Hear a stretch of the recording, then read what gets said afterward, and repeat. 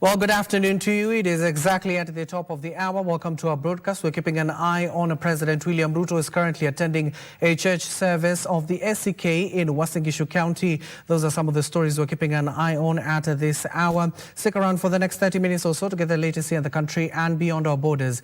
My name is Abdiaziz Hashim. The sign language interpreter at the bottom end of your screen is Baron Abuli. And we start on a political note where Health Cabinet Secretary Aden Duale has declared that the pastoralist communities from northern Kenya will no longer be passengers in national politics. Duale said an aggressive voter and national identity card registration drive is underway to ensure the region plays a decisive role in the 2027 general election. Speaking in Afueni, Lagdera sub-county during a fundraising event for the construction of mosques and madrasas, Duale estimated the combined pastoral counties account for nearly 5 million votes. The pastoralist and the Muslim community will not be a passenger in 2027 elections. He said the region was determined to use its numerical strength to influence national leadership through the ballot. Ile sanduku pekee itakuwa inajaa asubuhi na mapema ya president itakuwa ya Mheshimiwa William Ruto. Kifua ya hiyo 3.5 million yako urigiji, sisi tutalete 5 million.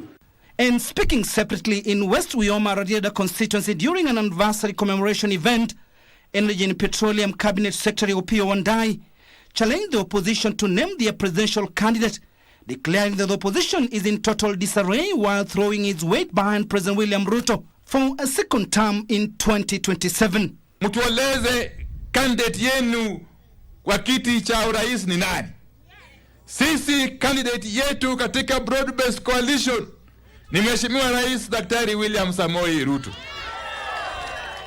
Nyinyi vile vile mjaribu mteue candidate wenu, alafu tuonane ana kwa ana.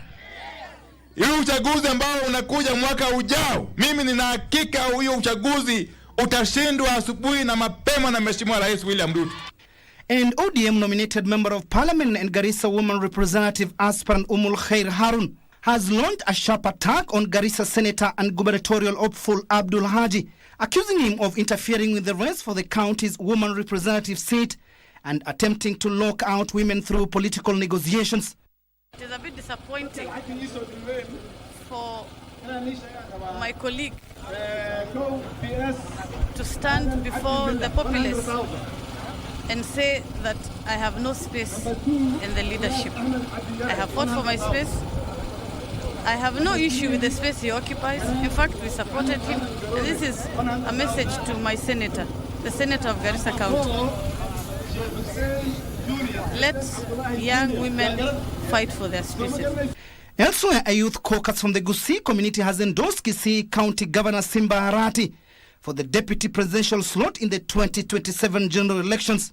Jambo la kwanza tunasema gavana amejaribu kutuleta pamoja kama jamii ya Gusii, ndiposa tukasema sisi kama jamii yote ya Gusii, msemaji wetu bwana gavana Simba Arati awe ndiye mgombeza mweza wa Rais Ruto. In the meantime, the youth have been urged to register as voters in large numbers in order to vote in leaders of their choice next year. During a walk to sensitize young people on the need to enroll as voters in Theta Ward, Juja and Kiambu County, speakers called on the Independent Electoral and Boundaries Commission (IEBC) to give all eligible voters a chance to exercise their democratic rights by registering them. Ujumbe kwa ofisi kuu ya IEBC. Mimi kama Miano nimetembea hii ward mzima na nimepata ufahamu ya kwamba watu wengi na bakubwa hawajapata nafasi ya kujisajili. Baadhi ya wao ni wale hawana uwezo wa kufika kwa vituo zetu. Meanwhile, the Jubilee Party has condemned what it described as political extortion of aspiring leaders by other parties while announcing an aggressive campaign to reclaim its influence in the Mount Kenya region and popularize former Interior Cabinet Secretary Fred Matiang'i as its presidential candidate for the 2027 general election. Si wakuje sisi hatuitiki pesa. Hata nyinyi wa Kenya, even you as leaders, you are funny. You are being extorted and you are queuing to be extorted. If you cannot stand on your own feet, ujiuze, kuja tena. This young girl of 21 years, she has started, decide kusimama kwa miguu yake kujiuza. Si abebwe na upepo. Timothy Kipnusu for Lunchtime News. Still on the political front, leaders from Nairobi County have urged Kenyans to support and participate in the upcoming national conversation on Kenya's future beyond Vision 2030 to be launched on August 12 by President William Ruto. Speaking after handing out bursaries worth over 10 million shillings, Lang'ata MP Felix Oduor says that the occasion will provide an opportunity for citizens to contribute to shaping the country's next development agenda. He, however, castigated the opposition for politicizing the said exercise. The lawmaker has also confirmed that the ODM party in the coming weeks will engage with the ruling UDA party over their preferred elective slots ahead of the 2027 general election. But at any given point, a country must have a conversation and a direction where the country wants to go. And there's no way I talked about Vision 2060. There's no way I said the former president will be the chairperson of the committee. There's no way I spoke about that. What he said is we need to have a conversation that will guide us as a country, as ODM, UDA, under the broad-based government, so that we see what is there, because we are coming in as an equal principle. UDA is an equal principle, but it's a conversation that is still going on. There's going to be a very big retreat where all this will come out. 112 schools across Lang'ata and throughout the country are receiving bursaries today for their students for the next term. This is a project and that we talked to them and they agreed to support us through their philanthropy. Sindio, sioni mzuri. Je, somiraya. Well, elsewhere, Kenya joined the globe to mark World Lung Cancer Day with a call to greater public awareness and support for patients battling the disease. This as Aga Khan Hospital celebrated the day by organizing several events such as marathon and a walk. According to the hospital's Chief Executive Officer, David Maina, the event dubbed the Blue Run Walk brought together healthcare workers and survivors to raise awareness and fight stigma surrounding lung cancer. He noted that one of the biggest challenges remain the misconception that lung cancer only affects smokers, stressing that environmental pollution is also a major risk factor. Maina urged the public to seek early screening, adding that lung cancer is not a death sentence. As a government or even as communities, we take care of our environment, pollution. So most of them, they don't believe that cancer exists. Most of them know that cancer is a death sentence. And we are here to give them hope, courage, and walk with them the journey of healing. Be careful of whatever you are eating. And number two, that you have to be very careful of the source of that food, how it is prepared, the hygiene, all this. Let us have a total life change because all this contributes to the lung cancer. It's not only smoking. The only way to be at the present of your state in terms of health is to be able to ensure that you take a couple of tastes to just ensure that your health is stable in terms of cancer, and also to just ensure that every other part. Fungue milango. And in other news, plans are underway to rehabilitate and restore rangelands as part of the country's livestock food security strategy. Livestock Principal Secretary Jonathan Mweke says the rangelands are key in improving animal nutrition and expanding the livestock sector to 1 trillion shillings in the next 4 years. Pastoralists are calling for more investments in the restoration of the country's rangeland to mitigate against effects of climate change in the livestock subsector. Livestock Principal Secretary Jonathan Mweke says the destruction of rangelands has reduced the quality of livestock products in the country due to poor nutrition. Mweke says the government will partner with pastoralists and development partners to unlock the rangelands' potential and boost the country's efforts to be a leading livestock products importer. Almost 80% of our country's landmass are covered by rangelands. This is where our livestock keepers get their livelihood. This is where the engine of our Kenyan economy lies. FAO representative in Kenya, Farai Zimunzi, says there's need for public-private partnerships incorporating women and youth in rangelands restoration and management for sustainability. And of course, pastoralists are at the center of all this. It's important that their livelihoods are sustained and indigenous knowledge continues to be valorized so that it contributes significantly to managing this important resource for the country. To further support livestock production, the government will also roll out artificial insemination and immunization programs and a traceability system to ensure Kenya produces high-quality products that can access key international markets. And indeed, we are working on artificial insemination programs across the counties through our extension workers and our animal health assistants to ensure that we continuously improve the breed. The rangelands on which the livestock sector depends on are preserved, they are made as productive as possible. They were speaking during the annual International Year of Rangelands and Pastoralist Conference in Kajiado County. Benson Rioba reporting for Lunchtime News. And that story by Ben Rioba takes us to a first commercial break. Don't go too far. More news on the other side.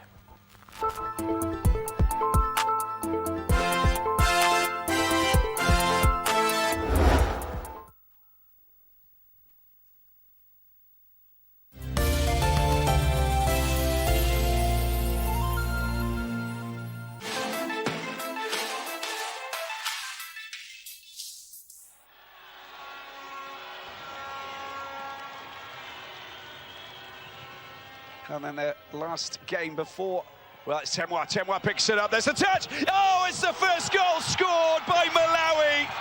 And a brilliant goal indeed. The setup, the assist by Temwa was nothing short of brilliant. Well, it doesn't get better than that. Well, that was the ball that came across. Temwa, she sees who she's got there. That's the pass, that's the finish. And she had enough time to get a shot in. Look at the control and the pass from Chawinga Temwa. But that finish was pure quality as well. Look at that. And the 20-year-old Montpellier winger driving it in to make it 1-0.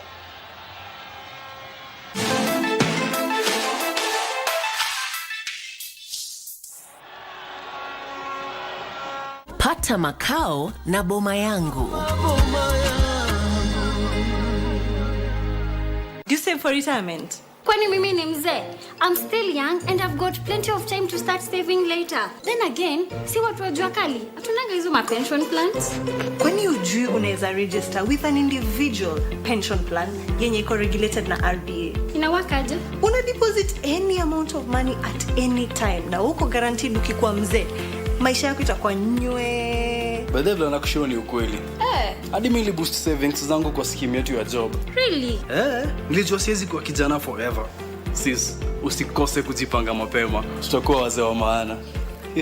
Ebu nionyesheni kuwa mzee wa maana.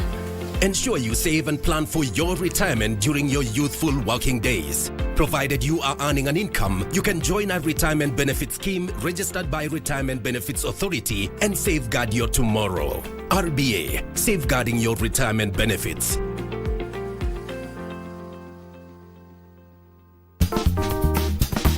We are going to separate facts from myths. We will discuss the importance of early diagnosis and genotyping. We will also hear first-hand stories of resilience from people living with this condition. Bank on management. So this means, number one, taking the medication as Daktari has said, but also there are things you can do at home, such as our nutrition. We need to take a lot of foods high in iron phosphates. For example, mboga kienyeji. Also, you find even in rural and urban areas, we manage ourselves even with some things such as herbs. There are some herbs that truly help us even with our organs and even keeping our, like for example, iron levels high. Preventive measures is prevent the reoccurrence of sickle cell by doing gene testing. The gene testing, that is of course. one. So two, those who are already having sickle cell, they are born of sickle cell. What are these preventive measures that we want to take in place so that we reduce the chances of complications, we reduce the chances of hospitalization and recurrent infections. You can get to see from different warriors and hear their stories, even the stories of caregivers. So I think together we can be able to achieve a lot and at least support each other.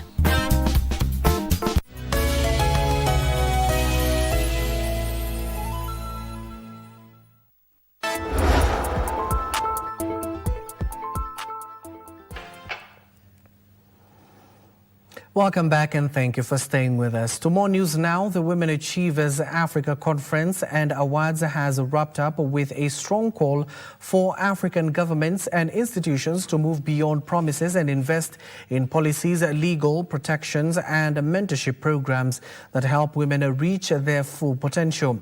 Delegates from more than 15 African countries alongside representatives from all 47 counties in Kenya pledged to strengthen women's leadership, inclusion and mentorship across the continent. Mariambo reports. It was a night of celebration as the 2026 Women Achievers Africa Conference and Awards came to a close. Women from across Kenya and the African continent came together not only to celebrate their cultures, but also to send a clear message. African women must move from potential to real empowerment. We believe that women, whether young, mature or old, there's always something you can learn from somebody else. Among those honored was First Lady Mama Rachel Ruto for her leadership and commitment to empowering communities. I must also deeply appreciate the office of the First Lady of Kenya, Her Excellency Mama Rachel Ruto, for her immense support throughout this process and mentorship and guidance. We really felt truly we have a mother. Auditor General Nancy Gathungu was recognized as a trailblazer in public service.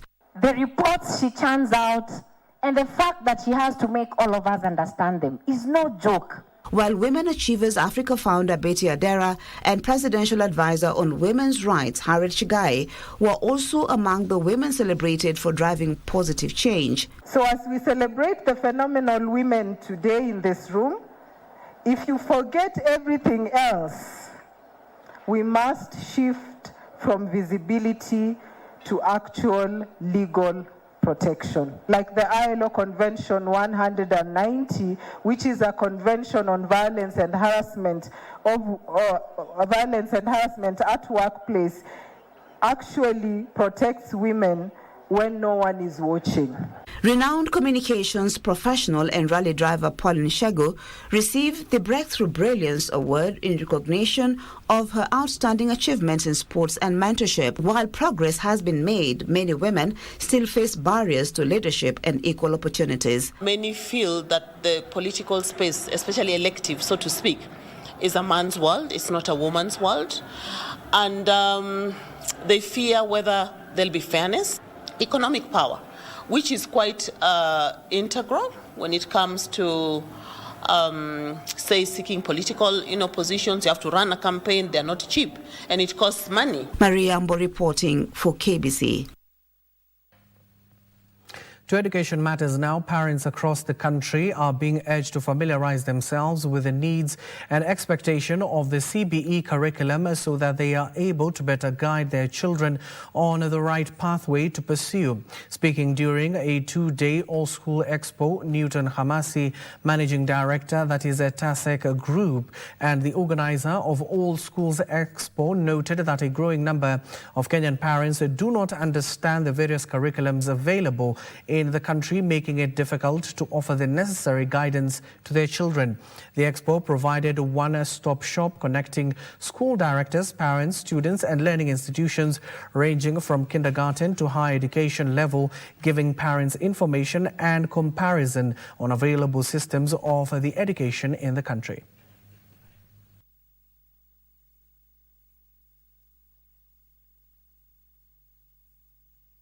And All Schools Expo simplifies this process by bringing the learning institutions within your locality for your exploration so that you can make a decision that is informed for your child's future. Because without the right school, then the future of that child is not even guaranteed. But if you have the right choice or the right choice on your school, the right choice of a school enhances the future of your child. I believe we should have this more. Even after the third term, during the third term holiday, parents are seeking to engage different service providers in terms of learning institutions. So if they are able to, we are able to have such kind of activities, the exposure, we are able to have parents get that opportunity to get the best for their children.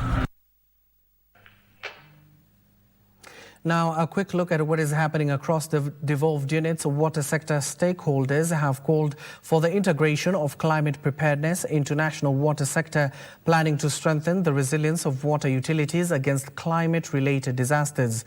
This and more is in our County News Roundup. Speaking during a sector engagement in Laikipia County, Governor Joshua Irongo proposed that climate preparedness and resilience be made a key agenda item in engagements between the Water and Sanitation Providers Association and the Ministry of Water. Participants call for reduced electricity tariffs for water service providers. So we are protecting our infrastructure from the vulnerable areas. So we are doing protection work so that when El Nino comes, then the infrastructure is not washed away. And more than 400 hospitality workers from the coast have received nationally recognized certification through the recognition of prior learning and upskill program as the government plans to strengthen Kenya's tourism workforce in support of its target of attracting 5 million international visitors annually by 2027. We have been able to go out there, look for the people who with the skills that are not been documented, recognized, and we get them together. Some require some upskilling. We do the upskilling. Others require just assessment. And the ones we are able to assess them, we praise them accordingly. Residents of Antuambui and Tunene areas in Igembe North Sub-County, Meru County, whose crops were destroyed by elephants during the months of May and June, have received emergency food supplies from the national government. Siku ya leo tuko na program ya kuwasaidia wale waliodhirika na uvamizi wa ndovu kwa mashamba zao. Mwezi wa 3 na wa 4 kulikuwa na ndovu wengi hapa Igembe North na hii eneo lote na zikaharibu mimea. Finally, education stakeholders in Migori County are calling on the government to increase support for the digital literacy program in primary schools to ensure learners fully benefit from the initiative launched in 2013. Speaking during an education day at Kwar Primary School, education stakeholders urge the government to supply more digital learning equipment to schools. Let us ensure that we allocate resources to our schools so that we improve on the infrastructure such as classrooms, put focus on, and it is something we should measure on as leaders so that we increase our production, so that we increase the employment rates among our youths and even among our innovations. For Lunchtime News, I'm Jackie Wambiru. Also, the growing demand for Kenyan workers in overseas labour markets is driving renewed calls for young people to acquire foreign language skills, with experts warning that language barriers continue to lock many qualified job seekers out of employment opportunities abroad despite the government's expanding labour mobility agreements. Speaking in Narok County during the launch of the Soila Foreign Languages and Hospitality Management Training Institute, the institute's director, Faith Toniok Soila, noted that while thousands of Kenyans possess technical skills, many are unable to access overseas jobs due to limited language proficiency and inadequate preparations for international work environments.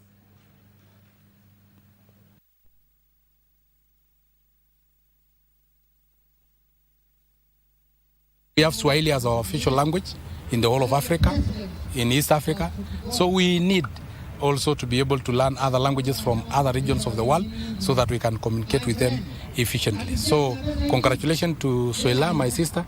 We are with you. Today is more than the launch of a college. It is the launch of hope. We have gathered not merely to open classroom, but to open possibilities, shape a future where the youth of Narok County and beyond are equipped with thriving in rapidly changing world. Many know Narok for the Masai Mara. It is rich in culture and fertile land. Yet, I believe our greatest treasure is our people. They decided to come and show us the way. Let me say that personally, I have been sponsoring children, but on the way, they go back home with their C+, with their S, with their Bs, because of lack of opportunities. But Soila, let me say thank you for opening this door for our people. Elders in Kipkelion, Kericho County have conducted rituals at the Kipkelion town to cleanse members of the community and leaders who participated in the destruction of the community's instruments in the year 2007-2008 post-election violence. According to the elders, the traditional artifacts for the community were allegedly burnt at the Kipkelion town by people believed to be national government officials, which they say it's against the Kalenjin culture. Former Kipkelion MP Magarer Langat, who is said to have witnessed the destruction as the area MP, also participated in the cleansing exercise. Wakati DC na viongozi wa serikali walichoma hizo vitu Kipkelion, Magerera alikuweko kama mjumbe wa area hii na alikuweko, alishuhudia na macho yake yale alitendeka. So wazee leo wamekuja kwake, wamemtakaza. Ndio ukichoma hiyo ni sambi wa sisi wa Kalenjin, na ndio tumeona hiyo mambo, tumesabisa leo, tumefariki, hata tumemaliza. Kwa hivyo wazee na washukuru, kama kuna jambo ingine tukiona tumekosea kwa hii line yetu ya uongozi, nyinyi ndio viongozi wetu, nyinyi ndio syllabus yetu, mnatuita tu, mnatuchapa kiboko, na tuko tayari kukubali na kurudi tena kuweza kuelekeza jamii kwa njia ambayo inafaa. Here's the latest in the world of sports. Matthew Kipchumba Kipsang won Kenya her third gold medal last evening at the Commonwealth Games in Glasgow, Scotland, after storming to victory in the men's 5,000 metres. Kipsang clocked 13 minutes and 23.61 seconds to beat Australia's Robinson and India's outfit. And of course, Kenya's Cornelius Kemboi narrowly missed the podium after finishing fourth. Kenya added 2 bronze medals through Wycliffe Kinyamal in the men's 800 metres final behind Jamaica's Navaski Anderson and Australia's Luke Boyes, while former world champion Timothy Cheruiyot finished third in the men's mile as Scotland's Josh Kerr claimed gold.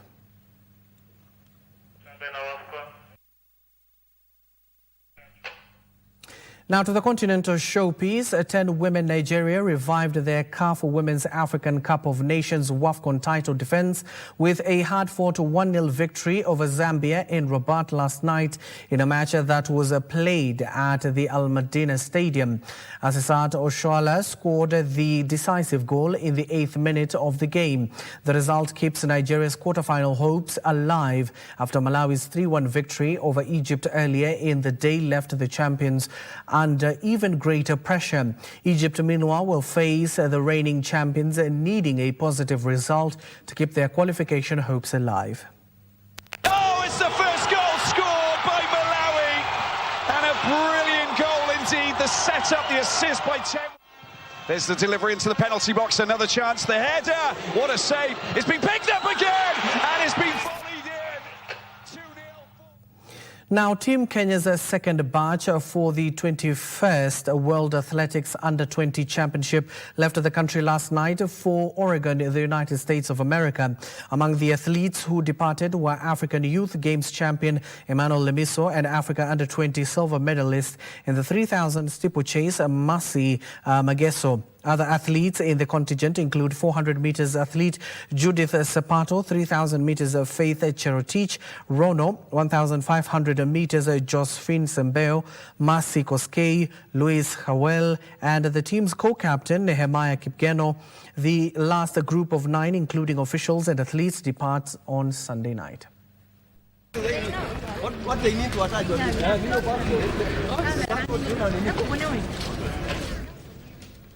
Now remember that given that KBC is your true sports partner, tonight WAFCON iko KBC. Remember that Ghana will be taking on Cameroon at exactly 8 p.m. and after that at 11 p.m. Mali will take on Cape Verde. That concludes our bulletin. Do join us in our subsequent bulletins at 7 p.m. and 9 p.m. My name is Abdiaziz Hashim. The sign language interpreter at the bottom end of your screen is Barona Bali. Good afternoon for now.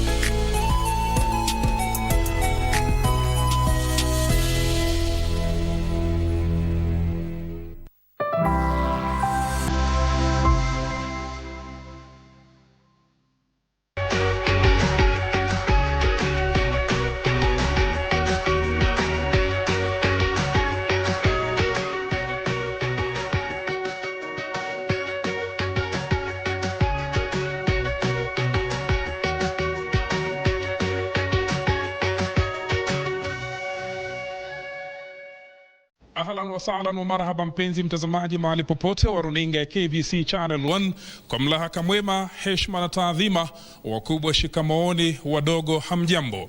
Karibu sana mpenzi mtazamaji, ni siku nyingine tena Maulana aliyeteua mimi na wewe kuweza kukutana ndani mchakato mzima kipindi Sanaa ya Kiswahili. Ni kipindi ambacho mpenzi mtazamaji kinakujia kupitia kiwambo cha runinga ya KBC Channel 1.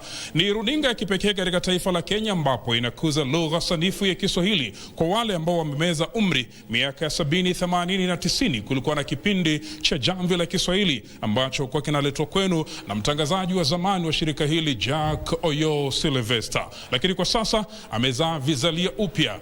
Mimi jina langu naitwa Rashid Mwamkondo. Karibu sana mpenzi mtazamaji kwenye kipindi Sanaa ya Kiswahili, moja kwa moja kutoka shule ambayo ni maridadi kabisa.